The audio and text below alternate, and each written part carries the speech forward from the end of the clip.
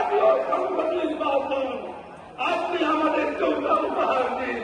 আল্লাহ আমাদের সকল ভাইকে রক্ত কবুলের মধ্য দিয়ে গণমানুষের মুখে হাসি ফুটানোর জন্য আহ্বান রেখে আমি আমার বক্তব্য শেষ করছি।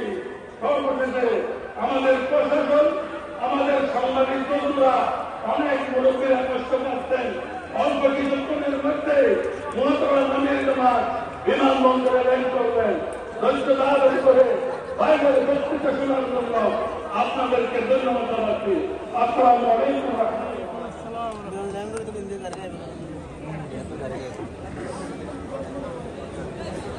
সংগ্রামী সমাবেশ